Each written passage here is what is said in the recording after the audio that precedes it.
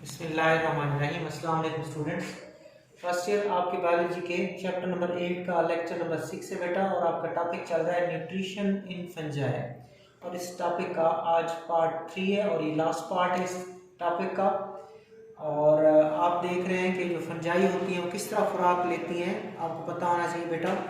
ज़्यादातर जो फंजाई है वो मुर्दा चीज़ों से खुराक लेती हैं, उनको डीकम्पोजर फंजाई, सेप्रोट्रॉफ या सेप्रोबिक फंजाई कहते हैं। कुछ फंजाई पैरासाइट होती हैं, कुछ प्रीडेटर होती हैं, और कुछ म्यूचुअलिस्टिक एसोसिएशन बनाती हैं, म्यूचुअलिज्म करती हैं। और म्यूचुअलिज्म में दो किस्म की म्यूचुअलिज्म करती हैं, एक लाइकन और एक माइकोराइजी। लाइकन आपने प्रीवियस लेक्चर में कवर किया था, आज आप देखेंगे माइकोराइजी म्यूचुअलिज्म। सो माइकोराइजी क्या है? Mycorrhizae are mutualistic association between the certain fungi and the root of vascular plant.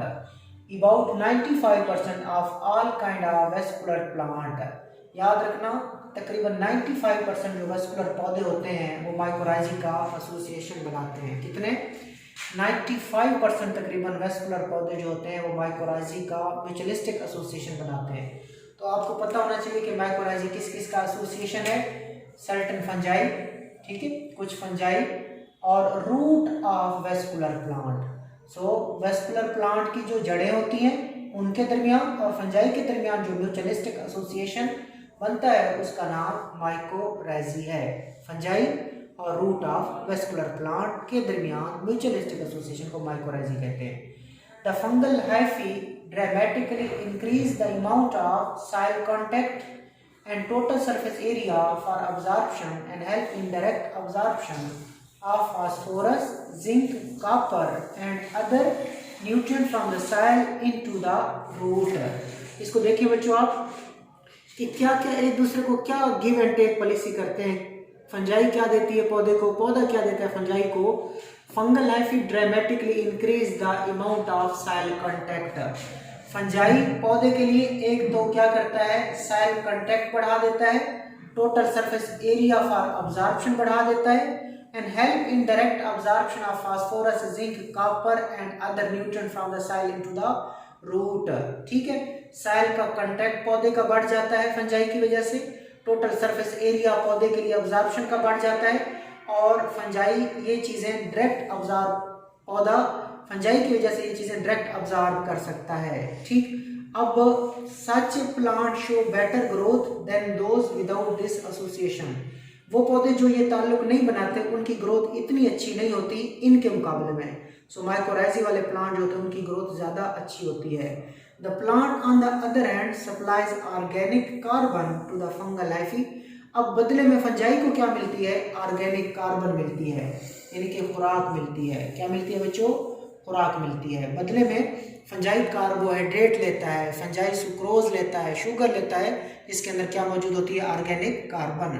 तो फंजाई को क्या मिलती है बच्चों? ऑर्गेनिक कार्बन मिलती है पौधे से, जबकि फंजाई पौधे को क्या देता है? सॉइल का कांटेक्ट बढ़ा देता है, सरफेस एरिया अब्जॉर्प्शन के लिए बढ़ा देता है, और ये मुख्तलिफ किस्म के मिनरल जो न्यूट्रिएंट हैं ये भी उस पौधे को ज़्यादा दे देता है, और ऐसे पौधों की ग्रोथ अच्छी होती है उन पौधों के मुकाबले में जो ये ताल्लुक नहीं बनाते। There are two main types of mycorrhizae. Mycorrhizae दो किस्म की होती है, एक बच्चों एंडोमाइकोराइजी है और एक एक्टोमाइकोराइजी है। मैं आपको डायग्राम से समझा देता हूँ। सो आपने कहा माइकोराइजी दो तरह की होती है, एक एंडोमाइकोराइजी होती है बच्चों और एक एक्टोमाइकोराइजी होती है। याद रखना, एंडोमाइकोराइजी में फंजाई के जो हैफी होते हैं वो सेल के अंदर पेनिट्रेट कर जाते हैं, जबकि एक्टोमाइकोराइजी में फंजाई के जो हैफी होते हैं वो सेल में पेनिट्रेट नहीं करते बल्कि सेल के दरमियान में रहते हैं, सेल्स के दरमियान में रहते हैं, सेल के अंदर नहीं जाते। इसको एक्टोमाइकोराइजी कहते हैं। जबकि एंडोमाइकोराइजी में फंजाई के जो हैफी होते हैं वो कहाँ चले जाते हैं? जो रूट होती है उसके आउटर सेल तक भी चले जाते हैं और अंदर चले जाते हैं। अंदर जाके कैल्स भी बना सकते हैं, स्वेलिंग्स भी बना सकते हैं, और माइन्यूट ब्रांचेस भी बना सकते हैं। तो इनको देखते हैं बच्चों। Endomycorrhizae in which fungal hyphae penetrate outer cell of the plant root. के फंगल हाइफी जो होंगे वो क्या करेंगे? Penetrate outer cell of the plant root. वो जो प्लांट की रूट होती है उसके अंदर चले जाते हैं, सेल के अंदर चले जाते हैं। रूट के जो आउटर सेल होते हैं फंजाई के हैफी, उन सेल के अंदर चले जाते हैं, फार्मिंग कॉइल्स, वहाँ जाके कॉइल्स भी बना सकते हैं, स्वेलिंग्स भी बना सकते हैं, एंड मान्यूट ब्रांचेस, और बिल्कुल पतली ब्रांचेस भी बना सकते हैं, and also extend out into the surrounding soil, और फिर बाहर सराउंडिंग साइल में भी चले जाते हैं। मैं दोबारा डायग्राम से इसे समझाने के लिए बेटा स्केच है ताकि आपको समझ आ जाए। एंडोमाइकोराइजी में जो फंजाई के हाइफी होते हैं वो रूट के जो आउटर सेल्स होते हैं उनमें पेनिट्रेट कर जाते हैं, और वहाँ जाके कॉइल्स भी बना सकते हैं, यानी कि बल भी खा सकते हैं, और वहाँ जाके स्वेलिंग्स भी बना सकते हैं, ठीक है, स्वेलिंग भी बना सकते हैं, और वहाँ जाके माइन्यूट ब्रांचेस भी बना सकते हैं, और फिर उन सेल को क्रॉस करते करते दोबारा सेल में भी आ सकते हैं। आगे चलते हैं। एक्टोमाइकोराइजी क्या होती है? In which hyphae surround and extend between the cells but do not penetrate the cell wall of the root. अब ये देखें बच्चों, एक्टोमाइकोराइजी नाम से जाहिर है आउटसाइड द सेल। एंडो का मतलब इनसाइड द सेल होता है, एक्टो का मतलब outside the sales.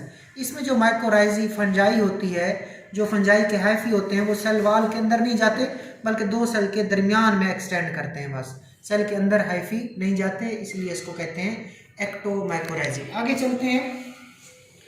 These are mostly formed with pines, firs, etc. अब ये जो माइकोराइजी के ताल्लुकात होते हैं, ये कौन कौन से पौधों के साथ फंजाई बनाती है? पाइन्स के साथ, फर्ज के साथ, etc. However, mycelium extend far out into the soil in both kind of mycorrhizae. तो ये आपने देखा कि जो एक्टोमाइकोराइजी है ये किस किस पौधे के साथ बन सकती है? एक्टोमाइकोराइजी की बात हो रही है कि पाइन का जो पौधा होता है, फर के जो पौधे होते हैं, उनके साथ एक्टोमाइकोराइजी बनती है, ठीक हो गया। However mycelium extend far out into the soil in both kind of mycorrhizae. दोनों किस्म की माइकोराइजी में जो माइसीलियम होता है वो एंड पे बाहर निकल आता है। ये देख लें डायग्राम कि यहाँ पे भी फंजाई का जो माइसीलियम है एंड पे वो बाहर कहाँ आ जाएगा? सॉइल में आ जाएगा। यहाँ पे भी एंड पे वो सेल में आ जाता है। फ़र्क क्या है? यहाँ वो हाइफी माइसीलियम सेल के अंदर से गुजर जाता है एंडोमाइकोराइजी, और यहाँ वो सेल के दरमियान में से गुजरता है, सेल को पेनिट्रेट नहीं करता। आगे बच्चों इंपॉर्टेंट शॉर्ट क्वेश्चन है आपका, इसको आपने अच्छे तरीके से देखना है। टॉपिक है आपका लैंड अडाप्टेशन ऑफ फंजाई, कि ये जो फंजाई है ये ज़मीन में रहने के लिए किस तरह काबिल हुई थी, या ज़मीन में रहने के लिए इसके पास कौन सी खसूसियात होती हैं। Fungi grow best in moist habitat. याद रखिएगा जो फंजाई होती है मोइस्ट हैबिटेट, नमी वाले हैबिटेट के ऊपर अच्छे तरीके से ग्रो करती है, but are found wherever organic matter is present. याद रखिएगा जहाँ पे भी ऑर्गेनिक मैटर होगा, मुर्दा चीज़ें होंगी, फंजाई वहाँ ग्रो करेगी, लेकिन सबसे अच्छी तरह इनकी ग्रोथ कहाँ होती है? मॉइस्ट हैबिटेट में होती है। याद रखिएगा बच्चों फंजाई की जो ग्रोथ होती है सबसे अच्छी ग्रोथ मॉइस्ट हैबिटेट में होती है। इसके अलावा ये ग्रो कर सकती है जहाँ पे भी कौन सी चीज़ मौजूद होगी? डेड ऑर्गेनिक मैटर मौजूद होगा। आगे चलते हैं। Fungi survive dry condition in some resting stage और by producing resisting spores. Okay बच्चों, फंजाई जो होती है ड्राई कंडीशन को सर्वाइव कर सकती हैं, मुश्किल हालात को, खुश्क हालात को भी बर्दाश्त कर सकती हैं। किस स्टेज में चली जाती हैं? रेस्टिंग स्टेज में चली जाती हैं, या रेजिस्टेंट स्पोर्स बना लेती हैं। बच्चों याद रखिएगा कि फंजाई जो होती हैं वो सर्वाइव करती हैं ड्राई कंडीशंस को। कैसे सर्वाइव करती हैं बच्चों? दो तरीकों से सर्वाइव करती हैं, या तो फंजाई रेस्टिंग स्टेज में चली जाती हैं या रेजिस्टेंट स्पोर बना लेती हैं, और इन दो तरीकों से फंजाई ड्राई कंडीशन से सर्वाइव करती हैं। आगे चलते हैं। Fungi can also tolerate a wide range of pH from 2 to 9। Fungi बच्चों बहुत वाइड रेंज ऑफ pH को क्या करती हैं? बर्दाश्त करती हैं। 2 pH भी जो कि एसिडिक होती है उसको बर्दाश्त करती हैं, 3 को बर्दाश्त करती हैं, फिर न्यूट्रल 7 pH को बर्दाश्त करती हैं, फिर अल्कलाइन pH जो होती है 9 उसको भी क्या करती हैं? ये टॉलरेट करने की सलाहियत रखती हैं। ए वाइड टेम्परेचर रेंज, और टेम्परेचर की रेंज को भी बर्दाश्त करती है, माइनस वाले टेम्परेचर को भी बर्दाश्त करती हैं और ज़्यादा टेम्परेचर को भी बर्दाश्त करती हैं। pH की रेंज 2 to 9 होती है, तो इस pH को बर्दाश्त करती हैं, फिर टेम्परेचर की वाइड रेंज को टॉलरेट करती हैं, एंड हाई ऑस्मोटिक प्रेशर, और बहुत ज़्यादा ऑस्मोटिक प्रेशर या जो सल्यूट का पोटेंशियल होता है उसको भी बर्दाश्त करती हैं, such as concentrated salt sugar solution as in jellies and jams. कि जैम में और जेली वो क्या होते हैं, कंसनट्रेटेड साल्ट शुगर सोल्यूशन होते हैं और वहाँ पे हाई ऑस्मोटिक प्रेशर होता है, लेकिन ये उस प्रेशर को भी टॉलरेट करती है। तो क्या सीखा इस पॉइंट पे आपने कहा कि फंजाई क्या करती हैं, टॉलरेट करती हैं, वाइड रेंज ऑफ पीएच को टॉलरेट करती हैं, वाइड रेंज ऑफ टेम्परेचर को टॉलरेट करती हैं और हाई ऑस्मोटिक प्रेशर को बर्दाश्त करती हैं।